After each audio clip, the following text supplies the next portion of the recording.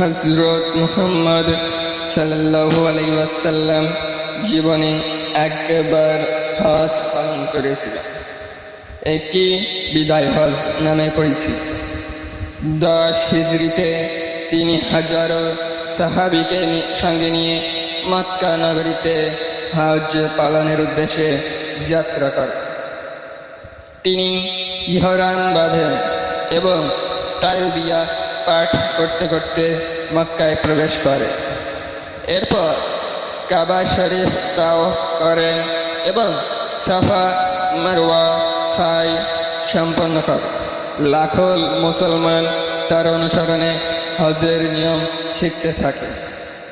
9 জিলহজ তিনি মাউন্ট আরাফাত ময়দানে ঐতিহাসিক ভাষণ দেন, যা বিদায় হজের ভাষণ নামে পরিচিত।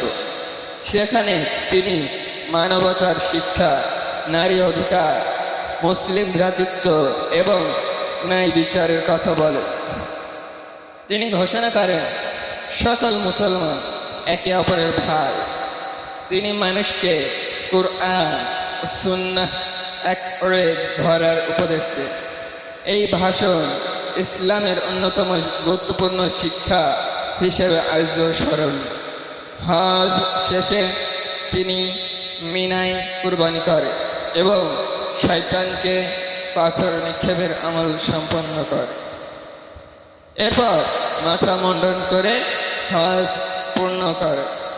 এই বিদায় হজের কয়েক মাস পর মহানবী হযরত মুহাম্মদ সাল্লাল্লাহু আলাইহি ওয়াসাল্লাম ইন্তেকাল করে। তাই এই হজ মুসলমানদের কাছে অত্যন্ত আবেগপূর্ণ ও ঐতিহাসিক ঘটনা।